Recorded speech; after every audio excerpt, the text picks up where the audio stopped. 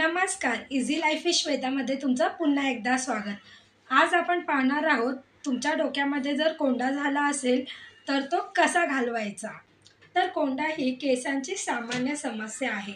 तर हिवाळ्यात कोंड्याचा त्रास अधिक वाढतो। काही वेळा शॅम्पूच्या वापरामुळे ही समस्या उद्भवते। तर आपल्या केसांमध्ये पांढरा थर साचतो, ज्यामुळे खाज येण्याची शक्यता निर्माण होते। त्यामुळे आपले केस तेलकट आणि चिकट राहतात। हिवाळ्यामध्ये कोंड्याची समस्या टाळण्यासाठी मी इथे काही सोपे उपाय तुम्हाला सांगणार आहे।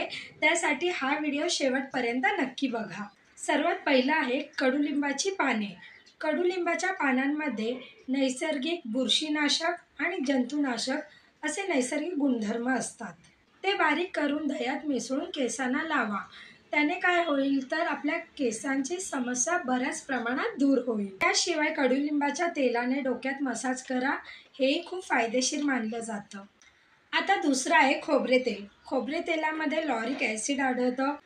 एका भांड्यात खोबरे तेल आणि कापूर मिसळा, अर्धा लिंबू पिळून घ्या, त्यामध्ये ते व्यवस्थित मिक्स करा आणि आपल्या केसांना लावा। व्यवस्थित आपल्या स्कॅल्पला लावा। यामुळे काय होईल तर काही दिवसातच आपल्या केसांची कोंड्याची समस्या दूर होईल। आता तिसरं आहे tea tree oil. Tea tree ऑइलमध्ये अँटीबॅक्टेरियल आणि अँटी फंगल हे गुणधर्म आढळतात। खोबरे तेल किंवा तिळाच्या तेलात मिसळून लावल्याने आपल्या कोंड्याची समस्या दूर होते। चौथा आहे सफरचंद विनेगर। हे सुद्धा आपल्या डोक्यातील कोंड्याची समस्या दूर करण्यासाठी खूपच प्रभावशाली मानलं जातं।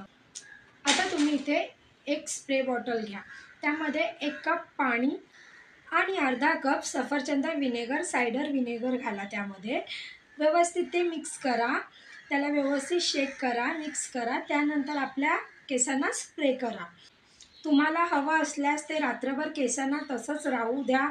सकाळी केस वॉश करा आणि तसं केल्याने तुमच्या केसांची समस्या पूर्णपणे नाहीशी होईल, म्हणजे तुमच्या डोक्यातील कोंडा पूर्णपणे नाहीसा होईल। आता लास्ट आहे लिंबू आणि मध।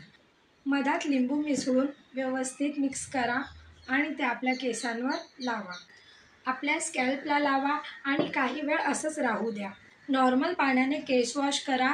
लिंबूमध्ये नैसर्गिक आम्ल असतं, जे केसातील कोंडा दूर करतं आणि कोरडेपणा पण दूर करतं।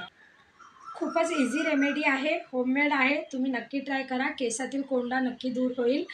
आणि मला कमेंट बॉक्समध्ये नक्की कळवा की हा तुम्हाला उपाय कसा वाटला। कोणताही एक उपाय करायचा आहे। तसेच व्हिडिओला लाईक करा, शेअर करा। इझी लाईफ विथ श्वेता या चॅनलला सबस्क्राईब करा। आणि चला तर मग असेच रेमेडी घेऊन पुढील व्हिडिओमध्ये भेटूया आपण। थँक्यू।